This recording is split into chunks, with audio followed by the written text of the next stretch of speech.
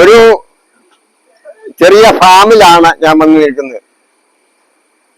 അതായത് ഏറ്റവും പ്രത്യേകത എടുത്തു പറയുന്നത് വെറും 10 സെന്റ് സ്ഥലത്ത് വീടും അതോടൊപ്പം തന്നെ ഫാമും നടത്തുന്ന ഒരു കുടുംബത്തിന്റെ കാര്യമാണ് നിങ്ങളുടെ മുമ്പിൽ പങ്കുവയ്ക്കുന്നത്. ഇത് 1 ഏക്കറുള്ള ആളുകൾക്ക് പോലും 2 പശുക്കളെ വളർത്തുവാനായിട്ട് വളരെ ബുദ്ധിമുട്ടാണ്. അപ്പോഴാണ് ഇവിടെ എത്ര പശുക്കളാന്നൊക്കെ സന്തോഷം പറയും. സന്തോഷം സീമയുമാണ് ഇത് നടത്തുന്നത്. അതിന്റെ കൂടുതൽ കാര്യങ്ങൾ അവര് തന്നെ പറയട്ടെ. സന്തോഷിനെ സീമയിനായിട്ട് വിളിക്കുക. ഇപ്പൊ എങ്ങനെയാ തുടക്കം? പശു വളർത്തൽ രംഗത്തേക്ക് സന്തോഷം വരാനുള്ള തുടക്കം എന്ത്?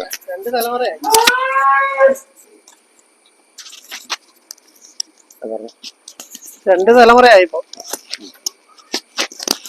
2 തലമുറയായിട്ട് നടത്തിക്കൊണ്ടിരിക്കുകയാണ്. ഇത് മൂന്നാമത്തെ. അപ്പൊ എത്ര പശുക്കളുണ്ട്? 8 പശു 4 കിടാവും. 8 പശുക്കളും 4 കിടാക്കളുണ്ട്. 8 പശുക്കളും കറക്കുന്നില്ല. 7 പശുക്കളെ കറക്കുന്നുണ്ട്. ഇപ്പൊ നമ്മുടെ നാട്ടില്, ഞങ്ങളുടെ നാട്ടില് എല്ലാ വീടുകളിലും രാവിലെ പാൽ എത്തിക്കുന്നത് ഇതിലാണ്. എല്ലാ വീടുകളിലും പാൽ. എത്ര വീടുകളിൽ പാൽ കൊടുക്കുന്നു ഞങ്ങൾ പോലും. പിന്നെ ഈ 8 പശുക്കളുണ്ടാവാ കിടാക്കൾ എത്രയുണ്ട്? 4 കിടാക്കളുണ്ട്. അപ്പൊ നിങ്ങൾക്ക് ഈ ഇത്രയും ഈ പശുക്കളെ വളർത്തി 10 സെന്റ് സ്ഥലത്ത് എങ്ങനെയാ വളർത്തും? എങ്ങനെയാ രാവിലെ പണികൾ എങ്ങനെയാ? വെളുപ്പിന് 4 മണിക്ക് കേൾക്കും. എല്ലാത്തിനെയും കുളിപ്പിച്ച് കറന്ന് 4 മണിക്ക് എഴുന്നേക്കുന്നു. എല്ലാത്തിനെയും കുളിപ്പിച്ച് കറന്ന് കൂടും കഴി കറന്ന് വീടുകളിൽ എത്തിക്കും പാലളന്ന്. അത് കഴിഞ്ഞ് എല്ലാത്തിനും തീറ്റ കൊടുത്ത് പറമ്പിൽ കൊണ്ട് കെട്ടും. അത് കഴിഞ്ഞിട്ട് വൈകുന്നേരം തിരിച്ചഴിച്ചോണ്ട് വന്ന് കറങ്ങും. ചെത്തി കൊടുക്കും. സന്തോഷന്റെ ഓട്ടോയുണ്ട്.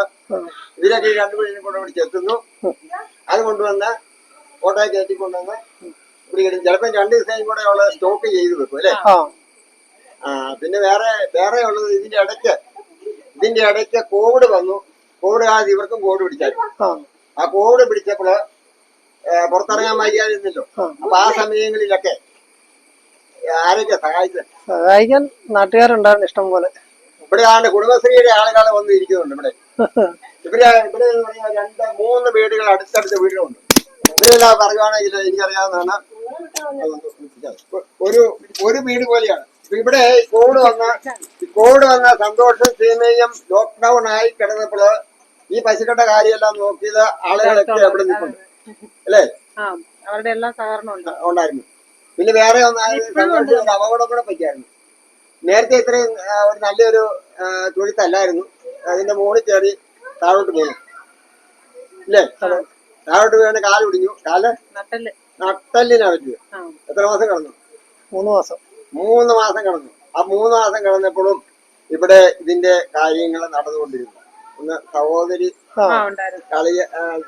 പിന്നെ പുള്ളിയുടെ ഭർത്താവും കാര്യമായിട്ട് പിന്നെ ഇവിടെയുള്ള ആളുകളും ഒക്കെ കൂടി ഇതിന്റെ ഇടയ്ക്ക് സന്തോഷം വേറെ പണിയില്ലേ? പെട്രോൾ പമ്പിൽ പോകണം. പെട്രോൾ പമ്പിൽ എപ്പോഴാ പോകുന്നത്? രാവിലെ 10 കഴിയും പോവും. ഉച്ച കഴിയും വരും. അതായത് 10 കഴിയും പോയിട്ട് ഉച്ച പിന്നെ വൈകിട്ട് പോകും. വൈകിട്ടും പോകും. ഈരാറ്റുപേട്ട ഇളന്തോട്ടം പെട്രോൾ പമ്പിലുള്ള ഈ പശുക്കളെ ഒന്നുകൂടെ കണ്ടു വരും. പശുക്കളെ എല്ലാം അപ്പുറത്തോട്ട്. പിന്നെ അത് കൂടാതെ കൊണ്ട് ഇവിടെ ആടുകളുണ്ട്. ആടുമുണ്ട്, കോഴികളുമുണ്ട് അല്ലേ? ഈ കുഞ്ഞുങ്ങളും എല്ലാം കൂടെ കൂടി പറഞ്ഞ 8 8 കൂടുതൽ അംഗങ്ങളുണ്ട് ഈ ഫാമില്. അതുപോലെ തന്നെ നല്ല പാല് ഏറ്റവും വിശ്വസ്തയോടെ യാതൊരു വിധ മായവും കലർപ്പും ഇല്ലാതെ കൊണ്ട് നാട്ടുകാർക്ക് ഏറ്റവും വളരെ സന്തോഷകരമായിട്ട് അത് രാവിലെ എത്തിച്ച് കിട്ടുന്ന എന്ന് പറയുന്ന വലിയ അനുഗ്രഹമുള്ള കാര്യമാണ്.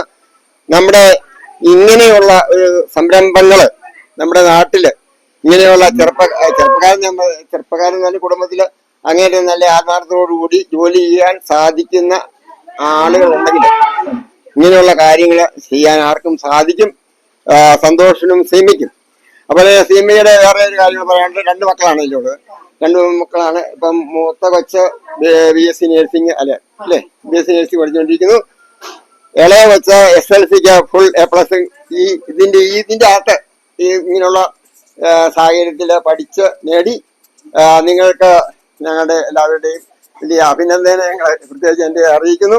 അതുപോലെ തന്നെ ഇനിയും കൂടുതൽ നന്നായിട്ട് ഇതിന്റെ കാര്യങ്ങൾ യാതൊരുവിധ കുഴപ്പങ്ങളില്ലാതെ നടക്കട്ടെ എന്ന് ആശംസിച്ചുകൊണ്ട് മറ്റുള്ളവരുടെ ഇവിടെ കാണിച്ചു. ഇവിടെ ഇപ്പം കുടുംബശ്രീ കൂടിക്കൊണ്ടിരിക്കുകയാണ്. അപ്പൊ കുടുംബശ്രീയിലുള്ള ആളുകളെല്ലാം അവിടെ എത്തിയിട്ടുണ്ട്. ഇവരെല്ലാരും ഇങ്ങനെ പറയുവാണെങ്കിൽ നമ്മുടെ നാടിനൊരു മാതൃക തന്നെയാണ് ഈ കൊട്ടാരത്തിൽ പാറയിൽ സന്തോഷിന്റെ കുടുംബവും ഇവിടെയുള്ള ആളുകളും. Okay, thank you.